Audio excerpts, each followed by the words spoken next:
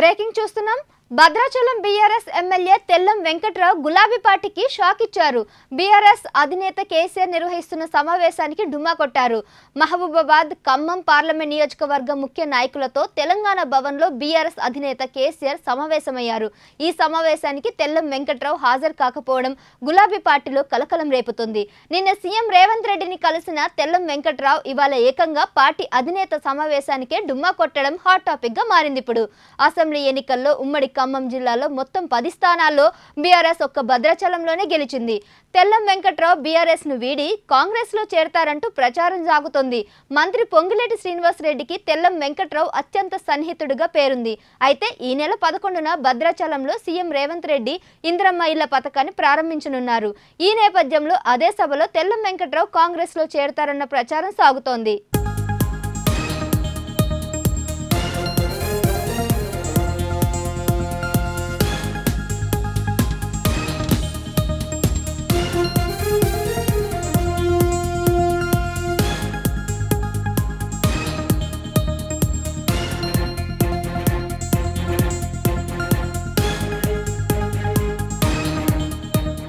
Bhadrachalam BRS MLA Tellam Venkatrao గులాబీ పార్టీకి shock ఇచ్చారు. బీఆర్ఎస్ అధినేత కేసీఆర్ నిర్వహిస్తున్న సమావేశానికి డుమ్మా కొట్టారు. మహబూబాబాద్, ఖమ్మం పార్లమెంట్ నియోజకవర్గాల ముఖ్య నాయకులతో తెలంగాణ భవన్లో బీఆర్ఎస్ అధినేత కేసీఆర్ సమావేశమయ్యారు. ఈ సమావేశానికి తెల్లం వెంకట్రావు హాజరు కాకపోవడం గులాబీ పార్టీలో కలకలం రేపుతోంది. నిన్న సీఎం రేవంత్ రెడ్డిని కలిసిన తెల్లం వెంకట్రావు ఇవాళ ఏకంగా పార్టీ అధినేత సమావేశానికి డుమ్మా కొట్టడం ఇప్పుడు హాట్ టాపిక్ గా మారింది. అసెంబ్లీ ఎన్నికల్లో ఉమ్మడి ఖమ్మం జిల్లాలోని మొత్తం 10 స్థానాల్లో బీఆర్ఎస్ ఒక్క భద్రాచలంలోనే గెలిచింది. తెల్లం వెంకట్రావు బీఆర్ఎస్ ను వీడి కాంగ్రెస్ లో చేరతారంటూ ప్రచారం సాగుతుంది. మంత్రి పొంగులేటి శ్రీనివాసరెడ్డికి తెల్లం వెంకట్రావు అత్యంత సన్నిహితుడిగా పేరుంది. అయితే ఈ నెల 11న భద్రాచలంలో రేవంత్ రెడ్డి ఇందిరమ్మ పథకాన్ని ప్రారంభించనున్నారు. ఈ నేపథ్యంలో అదే సభలో తెల్లం వెంకట్రావు కాంగ్రెస్ లో చేరతారన్న ప్రచారం సాగుతోంది.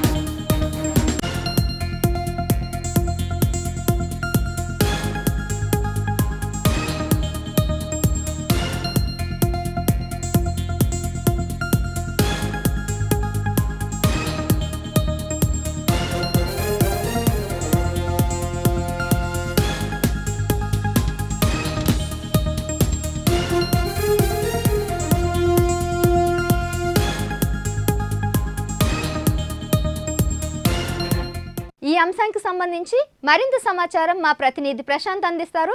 ప్రశాంత్, చెప్పండి. సహస్ర బీఆర్ఎస్ పార్టీకి అసెంబ్లీ ఎన్నికల ఓటమి తర్వాత దెబ్బ మీద దెబ్బ, వరుస దెబ్బలు తగులుతున్నట్టు తెలుస్తూ ఉంది. అందులో భాగంగానే బీఆర్ఎస్కి సంబంధించిన ఎంపీలు, ఇక పెద్దపల్లికి సంబంధించి వెంకటేష్ నేత, ఆ తర్వాత రాములు, నాగర్ కర్నూలుకు సంబంధించిన రాములు, జహీరాబాద్కు సంబంధించిన వీరంతా కూడా వరుసగా ఇక వివిధ పార్టీలకు వెళ్తున్నారు. వారైతే బీజేపీ పార్టీకి వెళ్ళారు, మిగతా చాలామంది కాంగ్రెస్ పార్టీలో జాయిన్ కావడము ఇవన్నీ జరుగుతూ ఉన్నాయి. అదే నేపథ్యంలో ఇక ఖమ్మానికి సంబంధించి ఒకే ఎమ్మెల్యే ఉన్నారు బీఆర్ఎస్ పార్టీకి. దాదాపు 10 అసెంబ్లీ స్థానాలకు సంబంధించి 9 మంది కాంగ్రెస్ పార్టీ ఎమ్మెల్యేలుగా ఉన్నారు. ఒక భద్రాచలానికి సంబంధించి తెల్లం వెంకట్రావు మాత్రం బీఆర్ఎస్ పార్టీకి సంబంధించిన ఎమ్మెల్యేగా ఉన్నారు. ఇక ఆయన పొంగులేటి శ్రీనివాసరెడ్డికి అత్యంత దగ్గరగా సన్నిహితుడుగా ఉన్నారు. ఆయన గెలిచినప్పటి నుండి ఆయన పైన ఒక వార్తలు వచ్చాయి, ఖచ్చితంగా పార్టీ మారతారు అనే ఒక వార్తలు వచ్చాయి. ఆ వార్తల నేపథ్యంలోనే నిన్న ఏదైతే రేవంత్ రెడ్డి దగ్గరికి వెళ్ళి కుటుంబ సమేతంగా ఆయన కలిసిన నేపథ్యం కనబడ్డది. ఇక తర్వాత ఖచ్చితంగా ఆయన పార్టీలో జాయిన్ కాబోతున్నారనే నేపథ్యం కనబడ్డది. ఆ తర్వాత ఆయన ఒక వివరణ ఇచ్చారు. నేను అక్కడ అభివృద్ధికి సంబంధించిన విషయం పైన నేను కలిశానంటూ కూడా కొంత వివరణ ఇచ్చే ప్రయత్నం చేసినప్పటికీ కూడా ఈరోజు ఏదైతే మహబూబాద్కు అదేవిధంగా ఖమ్మంకు సంబంధించిన పార్లమెంటు అంటే ముఖ్య నాయకులతోటి కేసీఆర్ భేటీ జరుగుతూ ఉంది. ఆ భేటీకి తెల్లం వెంకట్రావు డుమ్మా కొట్టాడు. ఇక రాకపోవడంతో ఒక్కసారిగా గాసిప్కి సంబంధించి పూర్తిగా అది నిజమనే వార్త మాత్రం చక్కర్లు కొడతా ఉంది. నిజంగానే ఆయన హాజరు కాలేదు. మనము ఫోన్లో ప్రయత్నించినప్పుడు కూడా ఆయన ఫోన్ స్విచ్ ఆఫ్ వచ్చిన సందర్భం కనబడ్డది. ఇక ఏదైతే ఆయన పార్టీ మారబోతున్నారు అనేది మాత్రం వస్తున్న వార్తలు ఏదైతే 11వ తారీఖు ఇక ఇంద్రమ్మ ఇళ్ళ ఓపెనింగ్ ఉంటుంది. ఆ ఇంద్రమ్మ ఇళ్ళ ఓపెనింగ్ సీఎం రేవంత్ రెడ్డి చేయబోతున్నారు. అక్కడే ఆ కార్యక్రమంలోనే తెల్లం వెంకట్రావు పూర్తిగా పార్టీలో జాయిన్ కాబోతున్నారు అనేది ఇక మనకు తెలుస్తున్న సమాచారం. ఇక ఏదైతే బీఆర్ఎస్కి సంబంధించి ఇప్పటికే ఈ ఎంపీలంతా కూడా వరుసగా క్యూ కడుతున్న నేపథ్యం కనబడుతుంది. మరొక మారు ఒక పెద్ద ఎత్తున వార్త చక్కర్లు కొడుతూ ఉంది. ఇక చేవేళ్ళకు సంబంధించిన ఎంపీ కూడా సిట్టింగ్ ఎంపీ కూడా పూర్తిగా నరేంద్ర మోదీని కలవబోతున్నారు అంటూ కూడా ఒక వార్త చక్కర్లు కొడుతూ ఉంది. అది ఎంతవరకు నిజము అనేది మాత్రం ఇంకా స్పష్టత రాలేదు. అయినప్పటికీ కూడా వరుసగా ఎంపీలంతా కూడా వివిధ పార్టీలకు వెళ్ళబోతున్నారు. ఇక అందులో భాగంగానే ఇక ఎమ్మెల్యేలు కూడా చాలామంది పూర్తిగా కాంగ్రెస్ పార్టీ అధికారంలోకి వచ్చిన తర్వాత దాదాపు మెదక్కు సంబంధించిన 4 ఎమ్మెల్యేలు రేవంత్ రెడ్డిని కలిసిన ఆ విషయమే పెద్ద ఎత్తున ప్రచారం జరిగింది. ఆ విషయం పైన ఇక బీఆర్ఎస్ పార్టీ కూడా వివరణ కోరగా వీరంతా కూడా అక్కడ స్థానికంగా ఉన్న అభివృద్ధి కోసము ఇంకా మాకేదైతే ప్రోటోకాల్ ఇష్యూస్ వస్తున్నాయి వాటన్నిటికి సంబంధించిన ఇష్యూస్ గురించే మేము రేవంత్ రెడ్డిని కలిసామంటూ కూడా మరొక వివరణ ఇచ్చిన ప్రయత్నం కనబడ్డది.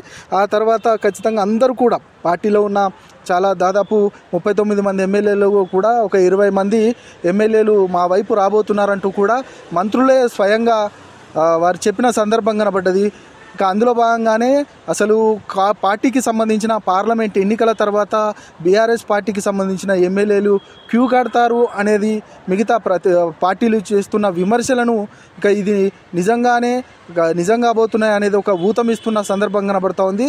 ఇక తెల్ల వెంకట్రావు మరికొన్ని రోజులలో ఖచ్చితంగా కాంగ్రెస్ పార్టీలో చేరబోతున్నారు. ఇంకా చాలామంది కూడా ఆశావాహులుగా ఉన్నట్టు తెలుస్తూ ఉంది. వారంతా కూడా పార్టీలోకి వెళ్ళబోతున్నారు అనేది కూడా చాలామందికి అంటే చర్చించుకుంటున్నారు. వీటన్నిటి నేపథ్యంలో బీఆర్ఎస్ పార్టీకి సంబంధించి ఏ విధంగా ముందుకు వెళ్ళబోతున్నారు, ఇక ఎమ్మెల్యేలను అదేవిధంగా ఎంపీలను ఏ విధంగా కాపాడుకునే ప్రయత్నం చేస్తారు, వారందరినీ కూడా పార్టీలను ఉంచుతూ మిగతా కాంగ్రెస్ పార్టీ పైన 6 గ్యారంటీల పైన అదేవిధంగా కాంగ్రెస్ పార్టీ చేస్తున్న ఏదైనా ప్రజా వ్యతిరేక విధానాలపైన పెద్ద ఎత్తున ఫైట్ చేయడము ఏ విధంగా కొనసాగింపు చేయబోతున్నారనేది మాత్రం ఇప్పుడు బీఆర్ఎస్ పార్టీ ముందున్న పెద్ద టాస్క్గా చెప్పొచ్చు.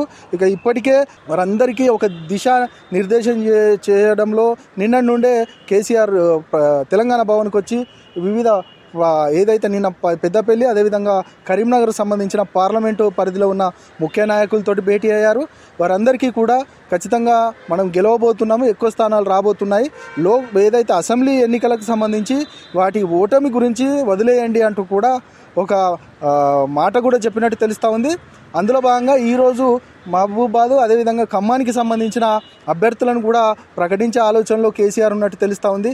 ఇక గత కొద్దిసేపటి క్రితమే ఖమ్మానికి సంబంధించిన నాయకులతో భేటీ అయ్యారు. వారికి కూడా దిశానిర్దేశం చేయబోతున్నారు. ఎప్పటికైనా పోరాటం ద్వారానే పూర్తిగా మనం అంతా కూడా మరొకసారి అధికారంలోకి రాబోతాం, ప్రజల సమస్యల గురించి కొట్లాడదాం అనేది మాత్రం కేసీఆర్ వారందరికీ కూడా చెప్తున్నట్టు తెలుస్తూ ఉంది. నిన్నటి నుండి ఇక ఏదైతే తెలంగాణ భవన్లో పెద్ద ఎత్తున 17 పార్లమెంటుకు సంబంధించిన పార్లమెంటు పరిధిలో ఉన్న ముఖ్య నాయకులతో పాటు రోజువారీగా 2 పార్లమెంటు పరిధిలుగా ఉన్న ఏదైతే వారందరితో కూడా కేసీఆర్ మాట్లాడుతున్న సందర్భం కనబడుతూ ఉంది. వీటన్ని అంశాలపైన మొత్తానికైతే ప్రధానంగా బీఆర్ఎస్ పార్టీ ఈ వలసలను ఏ విధంగా అడ్డుకట్ట వేయబోతా ఉంది, ఇక వలసలకు సంబంధించి సిట్టింగ్ ఎంపీలుగా ఉన్నవారు ఎమ్మెల్యేలుగా ఉన్నవారిని ఏ విధంగా కాపాడుకోబోతుంది అనేది మాత్రం పెద్ద ఎత్తున ఆసక్తికరంగా మారింది. అదేవిధంగా తెల్లం వెంకట్రావు యొక్క ఏదైతే ఈరోజు ఖమ్మానికి సంబంధించిన పార్లమెంటు పరిధిలో ఆయన హాజరు కాకపోవడం మాత్రం పెద్ద ఎత్తున ఒక చర్చకు మాత్రం తెరలేపిన పరిస్థితి కనబడుతూ ఉంది.